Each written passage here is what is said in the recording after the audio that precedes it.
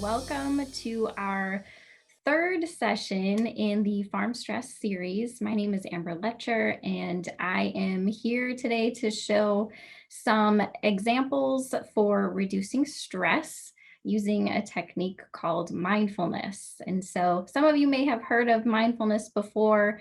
It's become kind of a buzzword, and with buzzwords, sometimes that can lead to maybe some myths or misconceptions about what exactly mindfulness is. So my goal today will be to share with you some practical strategies and techniques that you can use to hopefully reduce some of the stress you're feeling.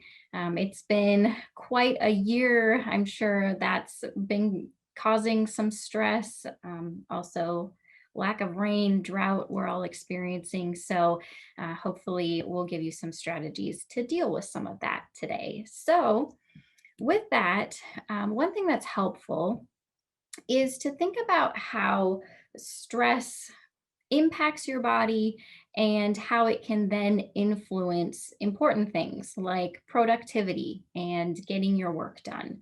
So I like to think about the relationship between stress and productivity, and this graph is usually helpful when I'm trying to make sense of it. So when you hear the term stress and when you hear the term farm stress, for example, naturally we think about trying to reduce that. We want to limit the amount of stress we're experiencing.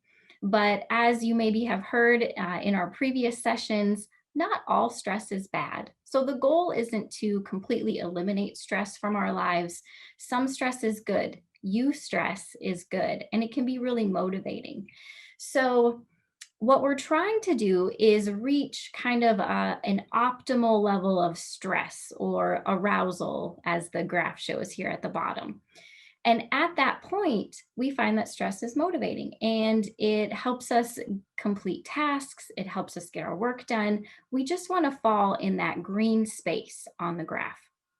So even though it might seem really great in theory to have no stress, right, get rid of it, to be in that yellow portion of the graph, what actually happens is we become kind of bored, we get a little bit tired, and we're not really motivated to do anything. So we don't want to be in that yellow point. But we also don't want to find ourselves in that red zone, right, where we have high stress, we have a lot of demands, because that's not going to be helpful in getting our work done either. It becomes overwhelming, it becomes paralyzing. And so truly, we want to be right in the middle. Why does that happen? Why is too much stress bad, but also not enough stress? That's not good either. Well, part of that is the way that your body actually reacts to stress. So, in our brain, we have this structure called the amygdala. And when that senses some sort of threat in your environment, it sends a message to other structures in your body to release a hormone called cortisol. And if you've heard our other sessions, you've probably heard of cortisol as well. It's our stress hormone. So when that cortisol is released, when those levels rise, um, that tells us that we need to be on high alert and our body is stimulated, right? We have high stress, high alertness. And what's supposed to happen is that engages our fight or flight response. So there's a threat and we have to make a quick decision. Are you going to attack that threat head on, or are you going to run, get away from it to eliminate that threat? And that works fine, right? That process is great if you see a threat and then you react and then the threat is gone and your cortisol levels can come down. Unfortunately, that's not really the way that our system or our environment works today. Instead of having these, really big threats that happen quickly but also get diffused quickly, today we have stress that is more long term. It might not be quite as intense, but it lasts a lot longer. And so, unfortunately, our amygdala is not sophisticated enough to say, well, this is a minor stressor, so just release a little bit of cortisol. It doesn't work like that. It's either on or off. And so, what we can experience sometimes is that our cortisol levels are heightened for a long time. And the problem with this is that cortisol really breaks our body down. It can lead to a lot of other negative uh, bodily reactions. Your blood pressure increases. It can affect your sleep. It can affect your diet. So some of us might crave more unhealthy foods, or some of us might go the other direction and we're not hungry at all. So our body isn't getting the nutrients it needs. And if we, again, have this going on for a long period of time, that can have some really negative health consequences. So what do we do? Can we control this amygdala? Can we control this fight or flight response? The good news is that yes, there are a lot of strategies that will help us control some of that fight or flight system. Mindfulness is one of those tools. And so that's what we're going to talk about. The great thing about mindfulness is that it thickens your prefrontal cortex of your brain. So that's this portion of your brain. It's responsible for those higher order or executive functions in our brain, things like logic and reasoning and problem solving, decision making. When we enhance this part of our brain, we trigger a different type of system, not fight or flight. Instead, we trigger the rest and digest system.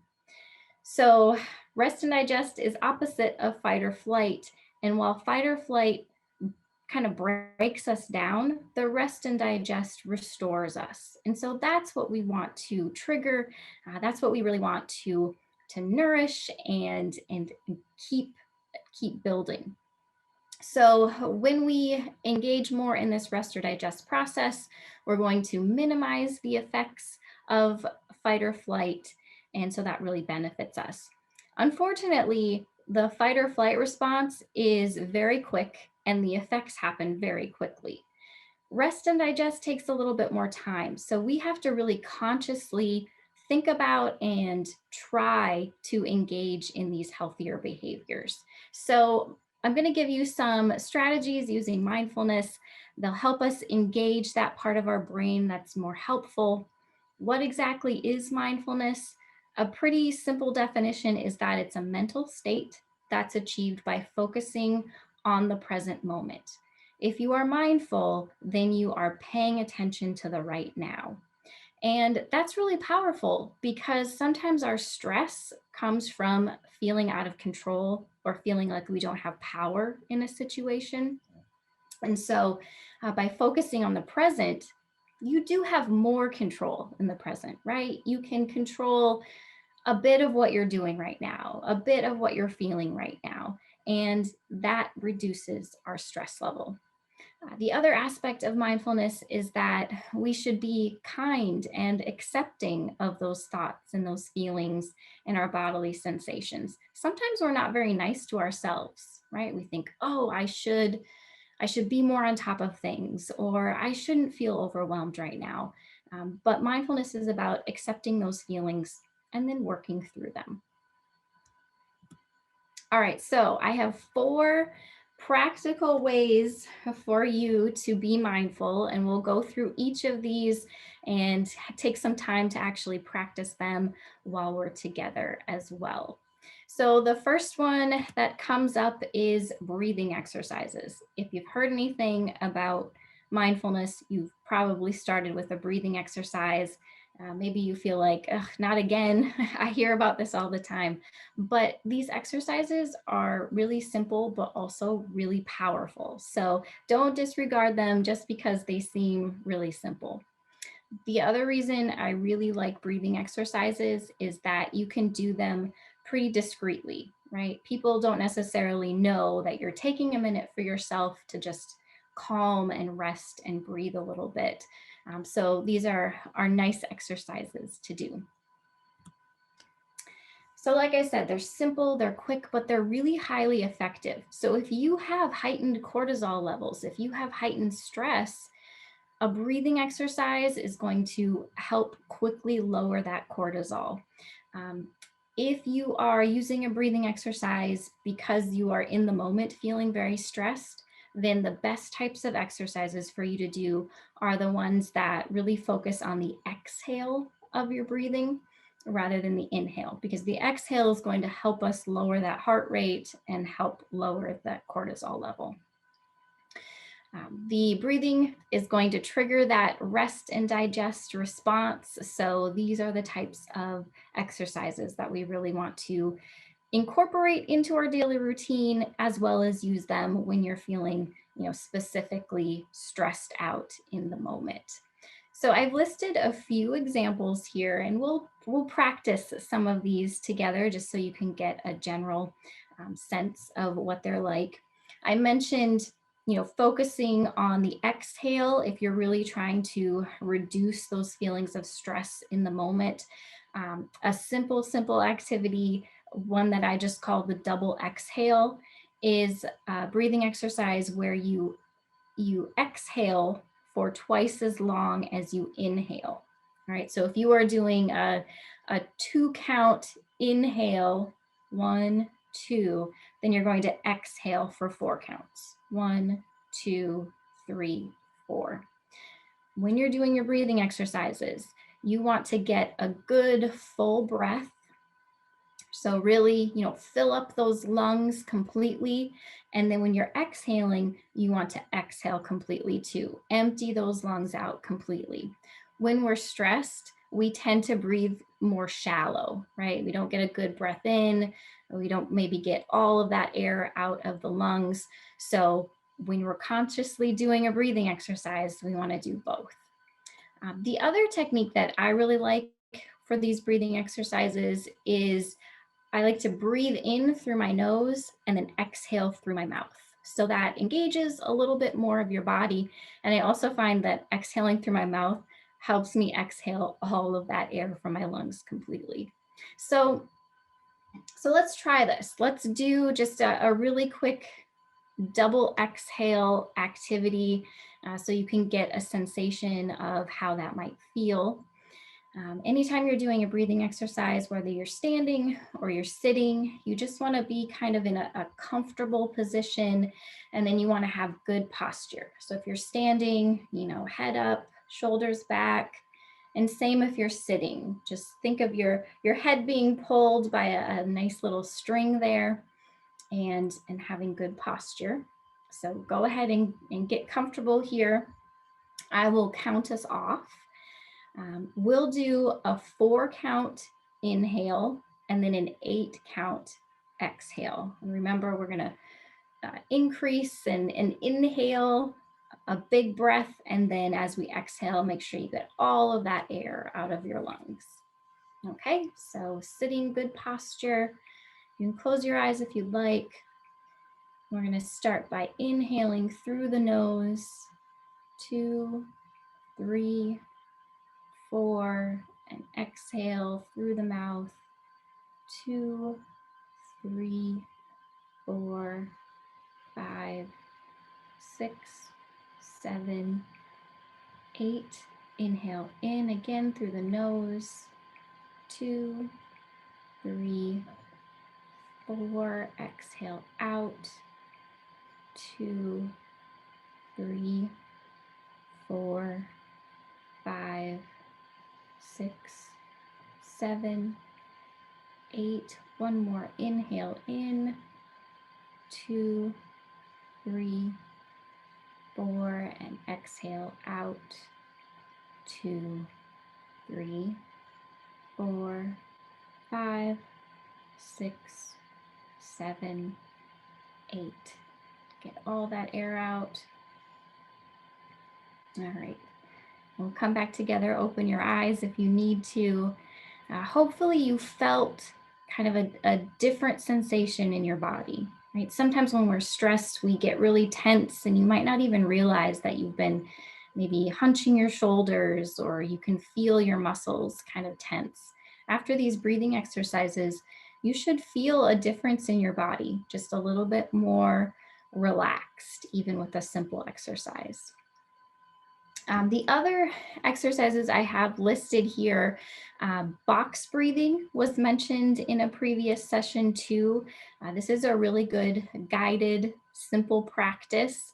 So if you think about a box or a square, right? It has 4 sides. And so you're going to use each side as a breathing activity. So one side could be a 4 count inhale. Then the next side is holding your breath for 4 counts. The third side is exhaling for 4 counts.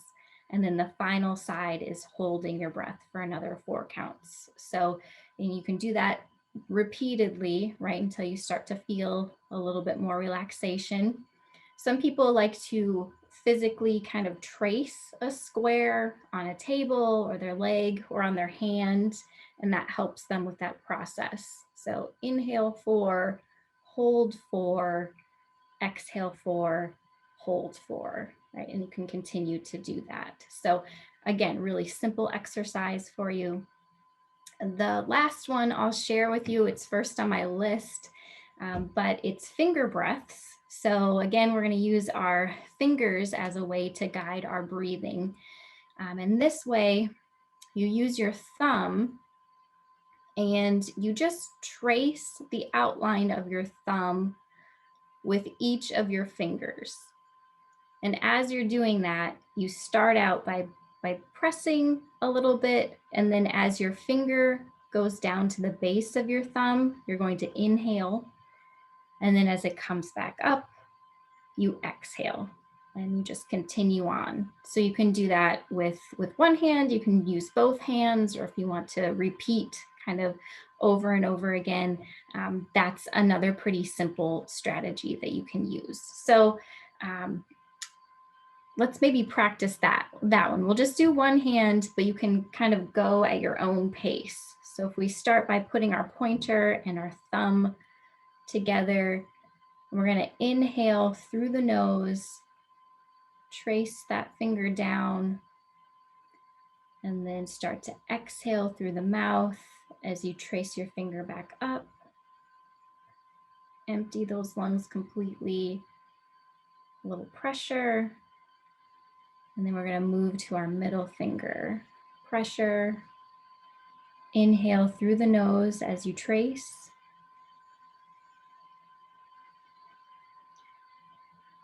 And then exhale.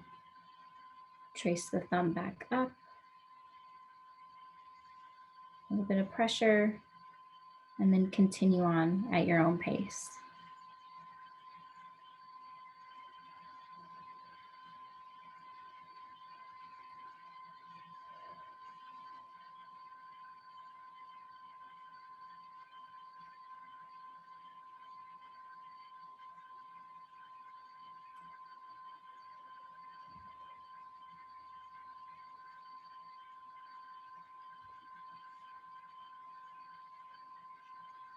All right. So very simple. You can keep going if you'd like. We're going to move on to our next type of exercise. So breathing is great. This second one is one of my favorites, which is another simple activity that you can do for yourself, which is simply giving yourself some kind of treat or a simple pleasure. So we know that stress can be additive, right? Minor stressors, minor things can end up becoming a really large stressor. So the same can be said for things that you like. So simple things, simple joys, small treats that make you happy, those can also be additive. So doing small things for yourself can have a really big impact on your mood. But we have to also consciously think about doing these things. Otherwise, it's really easy to forget or to, you know, to get focused on responsibilities rather than these very simple joys that can be helpful to you. Your picture there is a literal treat. It's ice cream, which is my favorite, and I have to promote SDSU ice cream because that always makes me happy. But how can you do this maybe a little bit more consciously, right? Thinking about what makes you happy. What are those small things that really bring joy to your life? And I would recommend that, you know, at least the first time you start thinking about this, that you actually write those things down. brainstorm a list. And at this point, we're going to say sky's the limit. So it doesn't have to be simple, but what sort of things make you happy? What makes you smile? What sort of activities do you really enjoy? Make a list of those, write down as many that come to mind. And then next, you're going to review that list and pick out the ones that are maybe a little bit more realistic, right? The simple ones that you could do fairly easily, the ones that you might actually be able to enact and do. Select those options and then commit to doing at least one of them at least once a week. So in order for those effects to be additive, we have to practice this. We have to make it a habit. So do something nice for yourself at least once a week. It gives you something to look forward to. It can be really helpful for your mood. And the good thing is that because these are small things, they don't have to be expensive. They don't have to take a lot of time if you don't have a lot of extra time. But I've given you a list there of just some examples, right? Reading a book, watching a movie, trying a new recipe, doing a favorite hobby, carving out a little bit of time for that favorite hobby. These simple things really can have a pretty big impact. So don't discount them just because, it's not a huge vacation or something very elaborate. It can still be really helpful. And it again triggers that rest and digest system that we want to engage. Number 3 is sort of related, but here we're going to focus more on our physical comfort. So one reason that you might be feeling stressed and overwhelmed might be because your environment is a little bit overwhelming in itself, or you don't feel well in that environment. And we can make simple changes to that place, either your workspace or just your living space, that can make it more enjoyable for you. It can make it a place where you actually want to go. And the powerful thing here is that the more comfortable you are, the more you like your environment, again, the more productive you're going to be. And if you create a space that you associate with positivity, with excitement, instead of stress, right, then automatically your work, your living space becomes a little bit less stressful. So again, we can make some simple changes and that can have a really big effect on our mood. One trick with mindfulness that I like to use is I'll think about the different senses, right? So we've got 5 senses. What are some ways I can use those to make me feel more present and more grounded in the moment? If I'm engaging my senses, then I'm in the here and now. I am present and I'm less likely to be distracted by other thoughts or just, wandering ideas. So here are some examples. This isn't everything you could do, but these are some things that came to mind when I was thinking, how could I change my environment to make it a little bit less stressful? So if we start with sight, look around, evaluate your space. Is there a way that you could change it to make it more inviting to you? Maybe one way to do that is to organize your space a little bit or bring a little bit of order to it. Probably one of the most frustrating things is when you go out to tackle a task and you realize, oh, I don't have the tools I need, or I forgot something here and I have to stop and go get it. I don't have all the parts I need.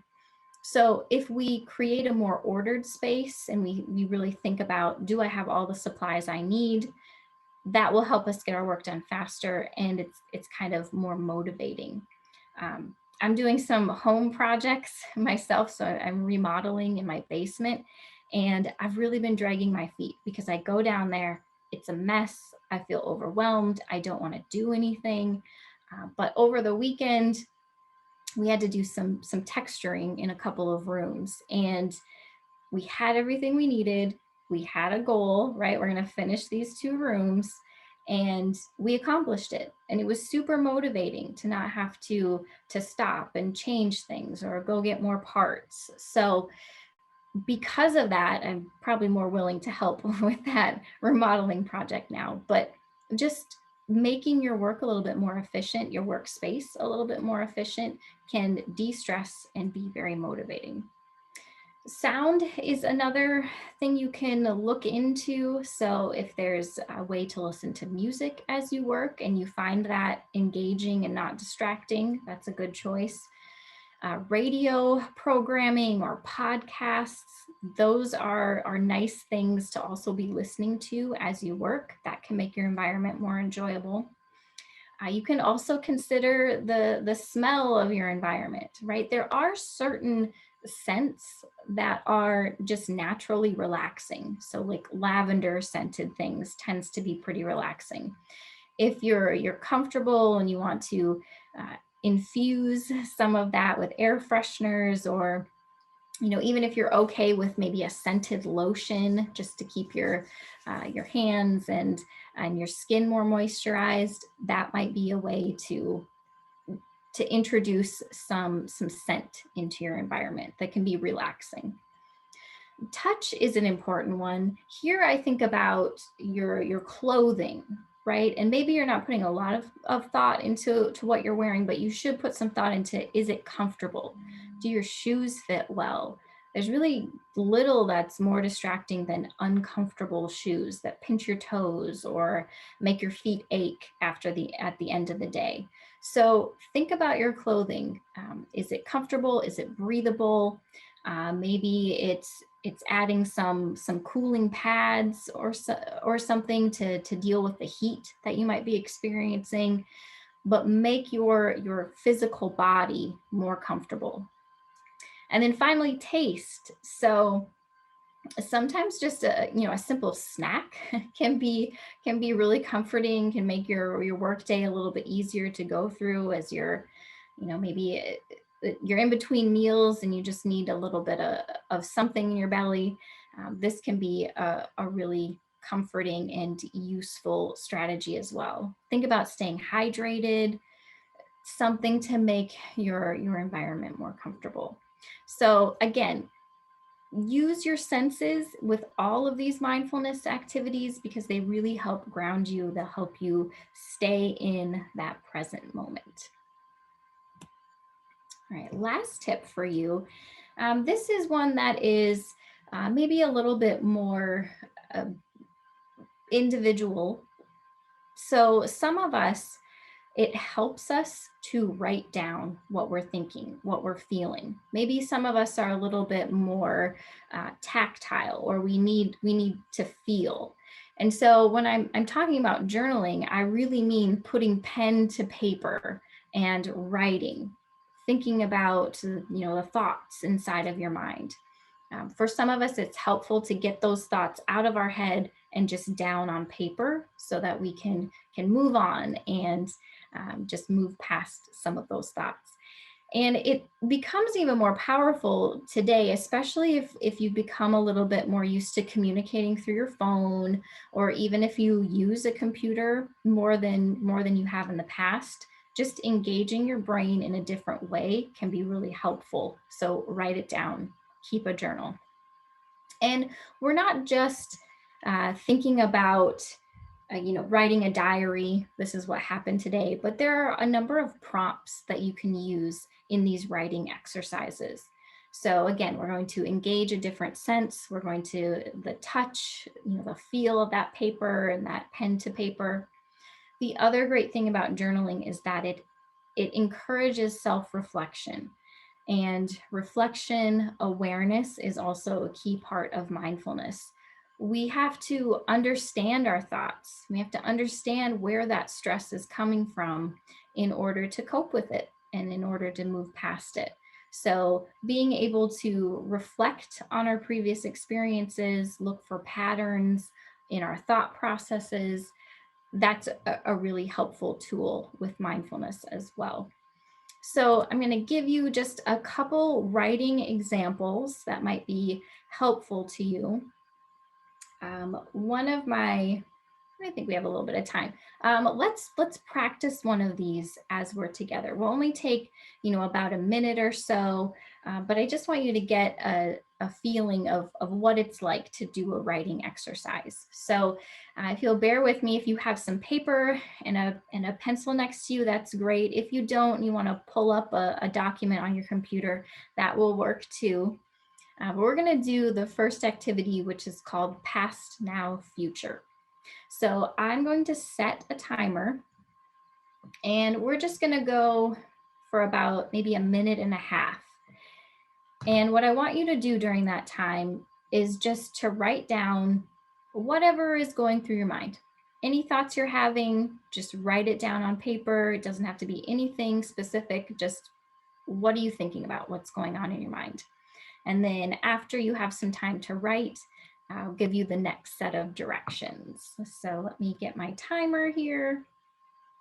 I'll give you a minute to get some paper and pencil. And we will start just a really simple writing exercise. Okay, so go ahead and just write whatever is on your mind.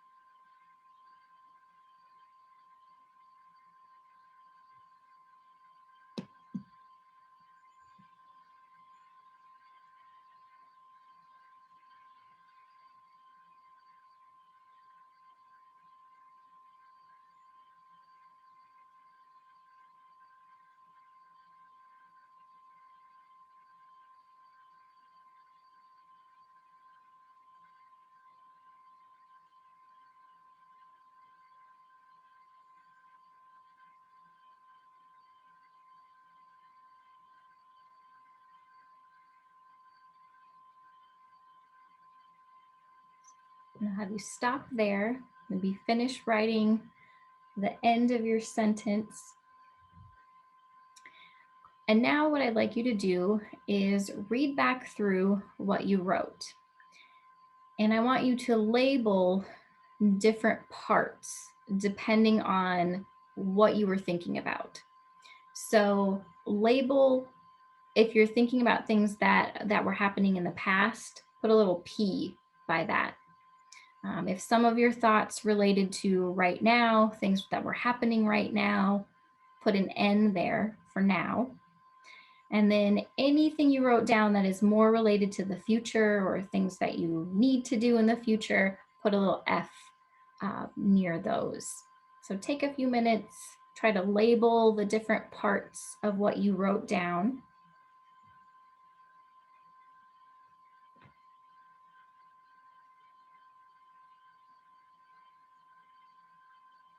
And then when you have everything labeled, the final part of the activity is just to tally. How many thoughts did you have that related to the past? How many related to right now, the present? And how many were more future focused? And if you do this periodically or more frequently, you'll want to think about, are my thoughts focused more on the past? Do I see any type of pattern? Am I really future focused? And what we want to see over time is that our writing becomes a little bit more present focused. You want to see more of those ends popping up, because that's showing you that your brain is changing to be more engaged and focused on the right now. So this is a great activity to do, weekly, even if you want to do it daily. it's a really nice activity to see if there's any patterns there. The second one, so you can put that away or, use that for later if you want to look at it more in detail, feel free to do that. The second activity is a little bit similar idea, where we're going to write for a while and then reflect and analyze what we've written. So I call them cloud thoughts.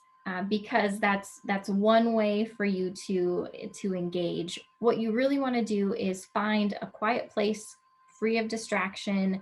So maybe that is outside, or you have a nice view of the sky, or just something very peaceful. You're going to set a timer, any amount of time, 2 minutes, 5 minutes, 10 minutes, whatever works for you. And you're just going to, watch the clouds or watch what's happening in front of you. And during that time, you focus on what is your mind thinking about? What thoughts or feelings are going through your mind? And you just sit there until your timer goes off. And then afterwards, you're going to write down those thoughts and feelings. It can be in some type of journal. And if you're doing this daily, it provides you with a really nice record, right? So you can look back at the end of the week. What was going on? What was I preoccupied with? What were the types of thoughts and feelings I was having? You can review monthly, you can review, maybe every year. And what you might find is that, well, at certain times of the month or certain times of the year, it seems like my stress level really increases. And so maybe that will help you anticipate using more of these coping strategies, or mentally preparing for a more stressful time that you might be experiencing. So it's a nice tool for self-reflection and for also just understanding where some of those emotions or where some of those feelings of stress might be coming from. And then the last one is just called What Went Well. And so here we're going to, take some time every day to just write down what good things happened, what positive things did I experience every day. And the point of this isn't to put our head in the sand and not address any negative thoughts or conflicts that we might have been feeling. But the point is to get ourselves in a more positive thinking cycle. Just like you can, spiral about negative thoughts and one leads to another, more negative, we can also get into that pattern with positive thoughts. And positive thoughts are energizing, they're motivating. So give yourself some time and make a conscious effort to think about what went well. Something went well today. Even in a really high stress day, something small went well, right? Maybe you had a nice discussion with someone. Maybe you did treat yourself to something that day. What went positively that day? So make sure that you're getting into that positive thought cycle as well. All right, those are all of my strategies for you. I hope that you can take, one or two, try them out and see if they work for you. In closing, I just have some final recommendations for you to get the most out of your mindfulness practice. So the first thing is that it's a practice. It needs to become a habit. And so ideally, you would find a few minutes every day just to do some sort of exercise. If you're only using mindfulness when you are, in a crisis situation, you're feeling very stressed out, it will still be helpful to you, right? It can still lower that cortisol level. But to get the biggest benefits, we want to do it more frequently. And it only has to be a couple minutes, right? Maybe right before you, when you get up for the day or right before you go to bed, do a few breathing exercises. But making it a habit gives you the most benefit. The other thing that you'll find is that if you are doing this very consistently, you're going to see an improved level of focus and attention. And so you'll spend less time with your mind wandering or getting yourself back on task. And so as you get better at being mindful, take that time to increase the intensity of your practice. So maybe you start with a 2-minute journal entry, right? You give yourself 2 minutes a day to write. Well, as you get better and more focused and you're writing more within those 2 minutes, take that time to increase. Do a 5-minute journal entry later. You'll see those additive benefits if you can increase the time just a little bit that you're spending. Again, we want to incorporate this so it's not another thing to add to your to-do list, but where you can sneak in a little bit of extra time, you'll see those added benefits. And then finally, the reflection. Like I said, it's a really important piece. So take a minute to evaluate, am I feeling less stressed? Is this activity working for me? Sometimes it won't. Sometimes it's just not effective for you, and that's totally okay. But what I would say is don't abandon mindfulness completely. Just look for a different exercise that might fit you better. And there are literally an infinite number of activities that you can try. Something will be effective for you. So reflect on it. If it's not working, feel free to change, evaluate, change your routine as needed so that it's the most beneficial for you.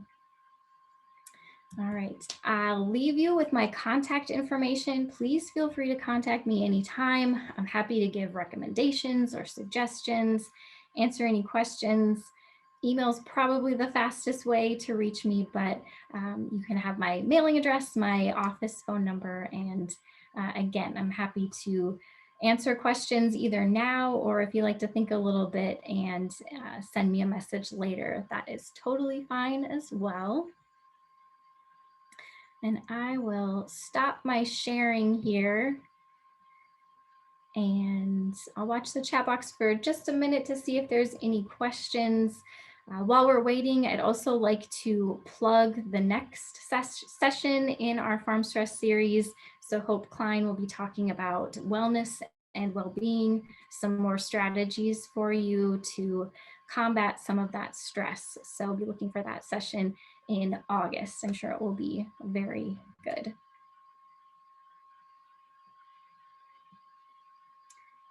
All right, I'm not seeing any questions in the chat. Thank you for sharing that link, Matt. Yes, please feel free to check out those other videos. And if there's no questions, again, thank you for joining us today, and please let me know if you have any questions.